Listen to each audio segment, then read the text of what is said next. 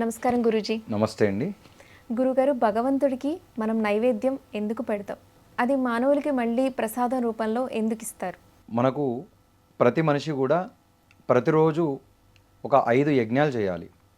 దేవయజ్ఞము, భూతయజ్ఞము, మనుష్యయజ్ఞము, పితృయజ్ఞము, బ్రహ్మయజ్ఞము అని చెప్పి ఇట్లా 5 యజ్ఞాలు ఉంటాయి.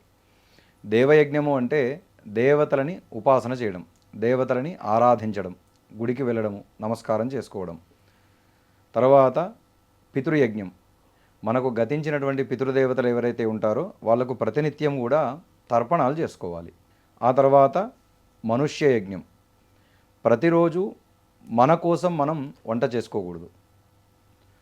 గృహస్థాశ్రమ ధర్మం ఏంటి అంటే సమాజ సేవ చేయడము, ఈ ఆశ్రమంలో ఉన్నటువంటి వాళ్ళని ఆశ్రయించినటువంటి వారికి ఎటువంటి ఇబ్బందులు లేకుండా చూసుకోవడం. తర్వాత భూతయజ్ఞం, కుక్కలు, పిల్లులు, జంతువులు ఇట్లాంటివి ఉంటాయి కదా, వాటికి మనం భోజనం ఏర్పాటు చేయడం, బలి ఇవ్వడం. తర్వాత బ్రహ్మయజ్ఞం, ఋష్యాదులు మనకు అందించినటువంటి పరంపరను ఏదైతే ఉంటుందో దాన్ని మనం స్మరణ చేయడం. ఇవి 5 ఖచ్చితంగా చేయాలి. మనుష్య యజ్ఞము అంటే ఇంటికి ఎవరైనా అతిథి వచ్చేదాకా ఎదురు చూసి వాళ్ళకి పెట్టిన తర్వాత మనం తినాలి. ప్రస్తుత కాలంలో అది సాధ్యం కాదు. ప్రతిరోజు కూడా మన కోసం మనం ఎప్పుడు కూడా వంట చేసుకొని తినకూడదు. అతిథికి సత్కారం చేసిన తర్వాత, అతిథికి భోజనం పెట్టిన తర్వాత, ఆ తర్వాత మనం తినాలి. ఒకవేళ రాలేదు అంటే భోజన సమయం వరకు కూడా ఎదురు చూసి రాకపోతే అప్పుడు తినాలి.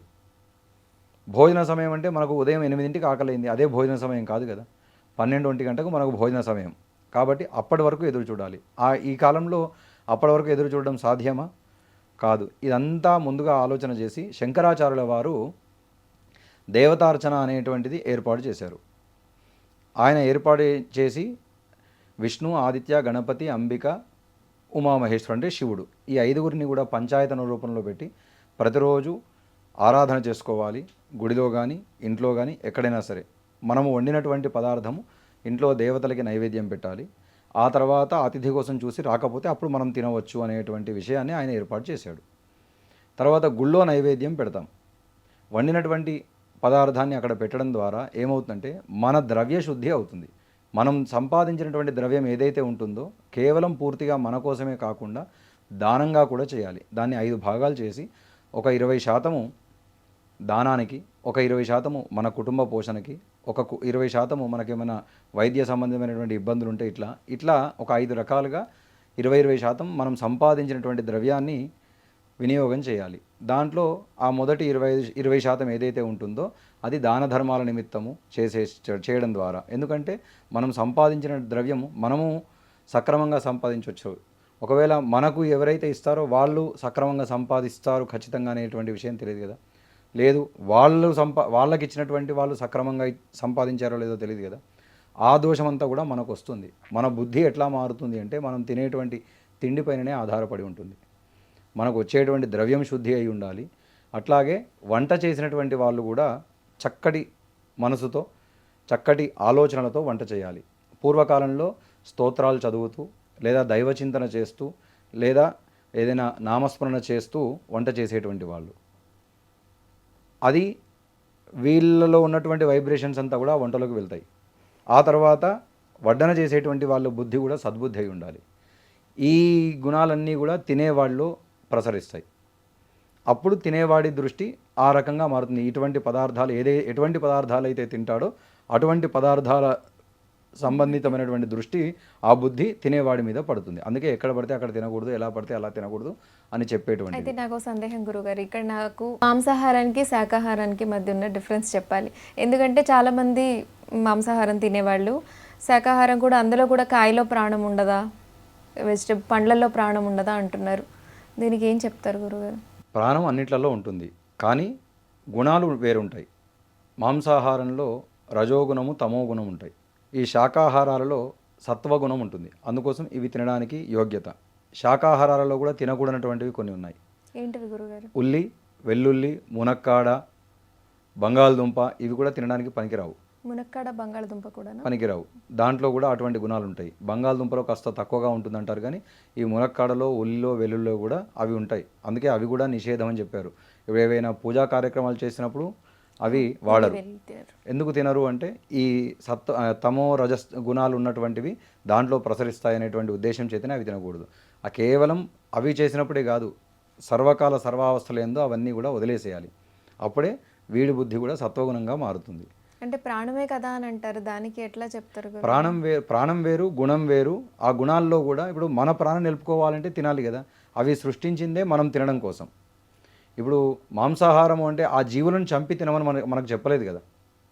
ఈ శాకము అంటే ఏంటి? కూర. శాకాహారము అవి సృష్టించింది ఎందుకు? మనం అవి తినడం బ్రతకడం కోసమే వాటిని సృష్టించారు. కానీ జంతువులని మనం తినడం కోసం సృష్టించలేదు కదా. అందుకోసం అవి తినకుండా కేవలం ఇవి మాత్రమే తినాలి. గుళ్ళల్లో నైవేద్యం పెట్టిన తర్వాత ప్రసాదంలాగా ఎందుకు పంచుతారు అని అడిగారు. ప్రసాదము అంటే కేవలం తినే పదార్థం ఒకటనే కాదు. ప్రసాదము అంటే భగవంతుడి అనుగ్రహము అని అర్థం. దేవుడికి నైవేద్యం పెట్టింది మనం తీసుకోవడం ద్వారా ఆయన అనుగ్రహాన్ని మనం పొందిన వాళ్ళం అవుతాం. కేవలం తినే పదార్థం ఒకటే కాదు. దేవుడికి ఏమేమి నైవేద్యం పెడతాం మనము? గంధము, పుష్పము, ధూపము, దీపము, నైవేద్యము. ఆయనకు ఇచ్చిన ప్రతిదీ ఆయనకు నైవేద్య రూపంలో చెందినట్టుగానే. అందుకే మనము అక్కడ పూజ చేసిన తర్వాత పుష్పాలు తీసుకొని ఆడవాళ్ళు తలలో పెట్టుకుంటారు, అక్షతలు అందరి శిరస్సు పైన వేస్తూ ఉంటారు. అదే ఆయన అనుగ్రహము. ఈ ప్రసాద రూపంలో భగవంతుడు తినలేడు కాబట్టి భగవంతుడికి అర్పితం చేసి మళ్ళీ దాన్ని తీసుకొని మనమంతా దాన్ని సద్వినియోగం చేయడం కోసం తింటాం. ప్రసాదానికి నైవేద్యానికి ఉన్నటువంటి తేడా అది. ధన్యవాదాలు గురువుగారు. శుభం. And for more videos, Please subscribe to iDream. Please subscribe to iDream. Please subscribe iDream. And please subscribe to iDream. For more videos, subscribe to iDream. please like, share and subscribe to the channel. Congratulations, iDream. Subscribe to iDream. Subscribe to iDream. So subscribe to iDream Media. iDream ki iDream team andarki huge congratulations. Please subscribe iDream Media. Please subscribe to iDream. Subscribe iDream. Please subscribe to iDream. iDream అంటే నా కళల channel subscribe చేసుకున్న నోరు తిరుగుతలేదు, మీరైతే గంట గుర్తు కొట్టండి. For more such videos, please subscribe to iDream. Subscribe to iDream. Please subscribe to iDream. Please subscribe iDream Media. Please do subscribe to iDream. Please subscribe to iDream Media. For best entertainment and information, please subscribe iDream. And don't forget to subscribe to iDream.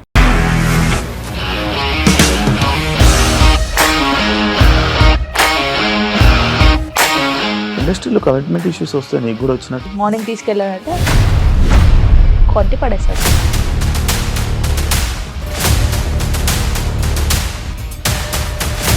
ఒక్కళ్ళు కూడా చూడలేదు ఈ cinema అని చెప్పడానికి కూడా చాలా ధైర్యం కావాలి. అది నిజం కదా, దాంట్లో ధైర్యం ఏంటి? ఇది నెక్స్ట్ డే ప్లేట్ మార్చేస్తే తప్పు కదా. As of now, we are comfortable this అని నేను అనుకుంటున్నాను. రష్మిక గారిది మీది ఒకే ఊరంట కదా.